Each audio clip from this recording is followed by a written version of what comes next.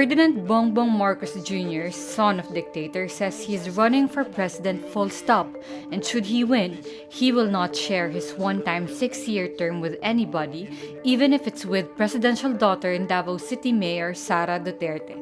He says this Friday, November 12, during an event in Batangas City, adding that term sharing is not a good formula for stability. The Constitution does not provide for term sharing for presidents. If the president can no longer serve, the constitutional succession is the vice president, then the Senate president, or the House Speaker. Sara switched to Lakas CMD on November 11, fueling speculations of a national run. This prompted questions such as, will Marcos be willing to slide down to vice president so Sara can run for president? He already filed a certificate of candidacy or COC for presidency, but the COC is now the subject of a petition for cancellation before the Commission on Elections. Marcos Jr. said he and Sara did not get to talk about politics or any other issue in depth when they were paired up as principal sponsors during the wedding of Senator Bong Revilla's daughter on Thursday. He also says to the Batangas crowd, "Do you know a Marcos who backed down? That's not us." But his mother Imelda backed down from the presidential race in 1998 with just 2 weeks before the elections. It was Joseph Estrada who eventually won the presidency that time. The Philippine government's coronavirus task force now requires the COVID-19 vaccination of employees doing on-site work, both public and private.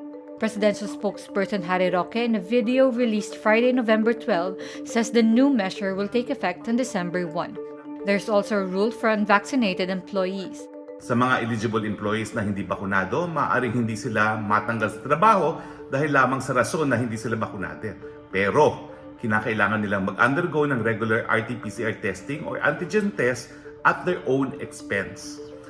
All government agencies are also enjoined to implement measures prioritizing fully vaccinated individuals availing of programs and services. This development comes as the government is ramping up its vaccination coverage. As of November 10, around 27.66% of the population have been fully vaccinated. President Rodrigo Duterte on September 27 said he was considering making COVID-19 vaccination mandatory. He added the government could compel those who did not want to get vaccinated to receive a shot. The Health Department earlier said it was open to the idea of mandatory vaccination for specific high-risk sectors, but said it will be treated as a last resort. Need more context, clarity, and perspective? Get the full picture with Rappler Plus. With exclusive content and events, you'll get an opportunity to discuss issues with reporters, experts, and featured guests while helping Rappler continue its fearless journalism. Join now. The Philippine government loses yet again a batch of cases involving Marcos' ill-gotten wealth. The Supreme Court's Third Division junked 6 civil suits against the late Marcos crony Eduardo Danding Cojuangco, saying the coco levy cases took too long in court. The ruling was made on April 21, but the decision was uploaded only on November 11. The High Court also bars the anti-graft court Sandigan Bayan from taking any further action on the 32-year-old case, saying the respondent's constitutional right to a speedy trial has already been violated. The cases involved taxes paid by coconut farmers that enabled Cojuangco and other cronies to amass roughly 8 billion pesos in ill-gotten wealth with the help of the late dictator Ferdinand Marcos. The case was filed in 1987, and in 1999, the Sandigan Bayan divided it into 8 suits. 2 of these were resolved since, and the remaining 6 never reached trial. In the years since, the Sandigan Bayan had been denying motions to render judgment and rejected Cojuangco's motion to put the cases on calendar. This prompted Cojuangco to go to the Supreme Court in July 2019 to invoke his right to a speedy trial. Cojuangco died at the age of 85 in July 2020. The Presidential Commission on Good Government reasons the delay was due to the complexity of issues, voluminous records, extraordinary number of parties, and the practice of frequently resorting to reviews of orders or resolutions.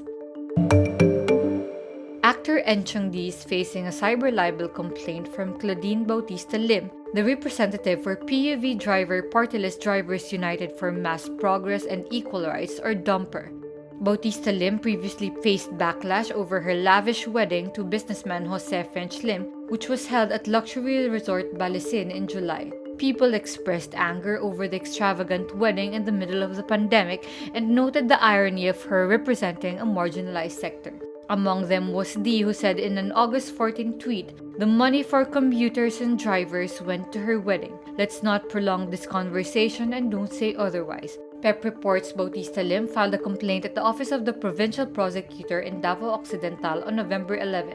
She said Dee's tweet was defamatory and malicious, depicting her as a corrupt public official. The actor's original tweet has since been deleted and he issued an apology on August 17. But Bautista Lim said she didn't think his apology was sincere. She's seeking 1 billion pesos in damages each from Dee and another female Twitter user who retweeted him. Adarna and Derek Ramsay tied a knot at the Rancho Bernardo Resort in Bataan Thursday, November 11. In attendance are the couple's sons from previous relationships and a number of their family and friends. In photos shared by their wedding photographer Nelvin Uy, Ellen is seen walking down the aisle at dusk wearing a gown by Mark Clancy. An emotional Derek waited for her wearing a Bianca Cordero suit. Ellen and Derek first met in January and quickly became the topic of speculation after their photos together circulated online. By February, they confirmed they were already in a relationship. In March, Derek proposed to Ellen a few days before her birthday. Before meeting Ellen, Derek was in a relationship with actress Andrea Torres. Ellen, meanwhile, was previously in a relationship with actor John Lloyd Cruz, with whom she has a son, Elias.